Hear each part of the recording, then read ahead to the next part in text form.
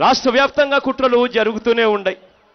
మీ అందరికీ కూడా తెలిసిన పరిస్థితులే. రాష్ట్ర వ్యాప్తంగా ఈ వ్యూహంలోనే చంద్రబాబు నాయుడు గారికి భాగంగా తన పార్ట్నర్, ఈ మధ్యకాలంలోనే మీ అందరికీ తెలుసు తన పార్ట్నర్ ఎవడో.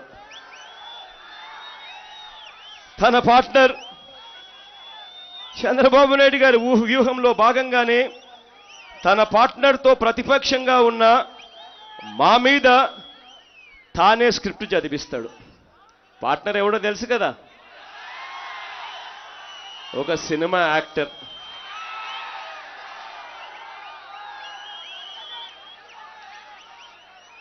చంద్రబాబు నాయుడు గారే స్క్రిప్ట్ రాస్తారు, డైలాగులు కొట్టిస్తారు. చంద్రబాబు నాయుడు గారు ఎలా ఆదేశిస్తే ఆయన అలా చేస్తాడు. చంద్రబాబు నాయుడు గారి ఆదేశాల మేరకు ఆయన అభ్యర్థుల్ని ప్రకటిస్తాడు. చంద్రబాబు నాయుడు గారి పార్ట్నర్కు సినిమా నిర్మాత చంద్రబాబు గారే, డబ్బులు చంద్రబాబు గారే, డైలాగులు ఆయనయే, అభ్యర్థి నిర్ణయము ఆయనే.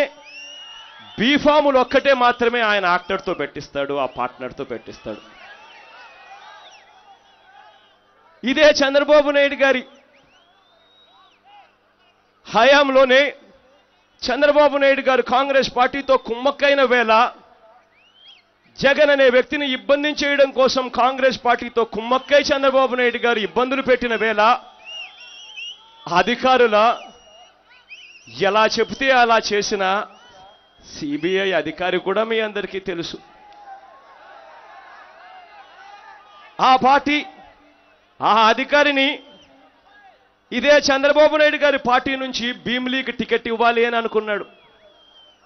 ప్రజల్లో వ్యతిరేకత వచ్చేసరికి భీమిలీ టికెట్ కాస్త తన పార్ట్నర్తో చేర్పించి అక్కడి నుంచి విశాఖపట్నం ఎంపీగా అభ్యర్థిగా నిలబెట్టించారు.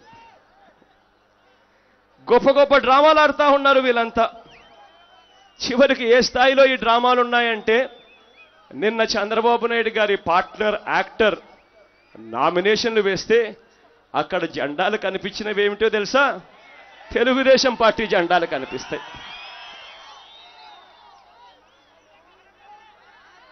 దారుణంగా ప్రతిపక్ష ఓట్లను చీల్చేందుకు ఒక డ్రామా కాదు, 2 డ్రామాలు కాదు, రకరకాల జిత్తులు, రకరకాల ఎత్తులతో చంద్రబాబు నాయుడు గారు ఆడుతూ ఉన్న డ్రామాలు చూస్తూ ఉన్నాం. మీ అందరితో కూడా నేను ఒకటే చెప్తా ఉన్నా, మనకు ఇటువంటి డ్రామాలు చేయాల్సిన పనుల, మనకు ఇటువంటి సినిమాలు తీయాల్సిన పనుల. దేవుణ్ణి నమ్ముతా ఉన్నాను, ప్రజల మీద నేను ఆధారపడ్డా.